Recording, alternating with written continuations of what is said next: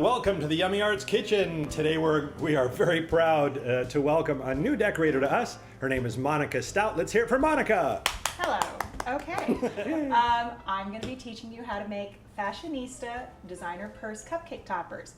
And what we're going to be using is fondant and a variety of tools. Down here you can see I've got some kind of odd looking tools, but I'll get to those in a little while and I'll tell you why I use those and what each one of them does.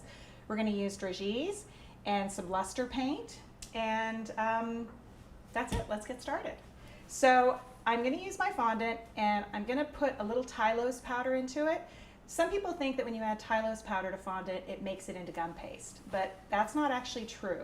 What it does is it strengthens your fondant, makes it a little harder, it dries faster. So you don't have to add a lot, just a tiny little bit. So I'm just going to put, ooh, that's way too much. Oh, let's put that back. Okay, I'm just going to put a tiny little bit into my hand and knead it into my fondant. And I'm going to start you off with a really simple purse. It's a little clutch purse. This is just a nylon sock that I put cornstarch in. That gives me so my fondant doesn't stick. Of course, the nylon sock has not been used before. Brand new. Okay, so I'm going to roll this out. And this is just going to be a tiny little clutch.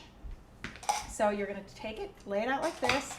And I'm going to cut it into a little house shape, like when you were a kid and you drew the little houses.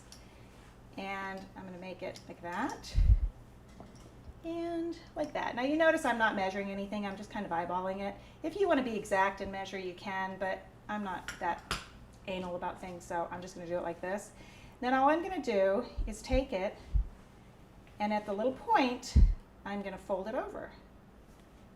So it makes a little tiny clutch. Now that's the pretty simple basic beginning. Now I'm going to do one and I'm going to show you how to texture it. So I'm going to do the same thing, but I'm going to give this one a little bit of texture.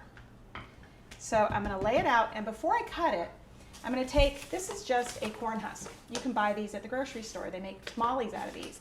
But when you lay it on your fondant and press it in like this, and I'm kind of pressing down. I don't want to flatten the fondant too much, but I want to give that texture into it. You can see, if you can see that, it looks like linen. It gives it a nice kind of linen texture. So I'm going to keep it like that, and I'm going to cut it again in my little house shape. That's going to roll all over the place. Like this. Again, not being too exact. And I'm going to cut it now like that. And I'm going to use this. I don't know if you guys use this. This is my go-to tool. It's just a palette knife from Michael's Craft Store. It's in the paint section. And it's thin enough to where you can just slide it right under and it lifts things up. And I use this all the time. So now I'm going to flip it over and I'm going to give the bottom part a little more texture because I only textured one side and we're flipping it over.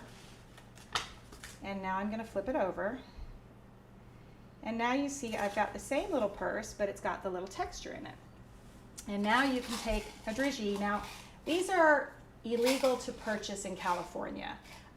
You can't have them even shipped to you if you live in California. If you go to a website and order Dragees and say you're in California, they'll say, sorry, we can't ship them to you. So if you have friends in other states, they can mail them to you, but in California, you can't buy them. Can I have a quick question? Yeah. Aren't these the same things that I ate as a kid? We all ate a million of these as kids. I have a million of them in me. Yeah, we ate a ton of these when we were kids. They were on every Christmas cookie you ever had, but apparently now somebody's decided that they're not edible, which they actually say on the label, not intended for human consumption.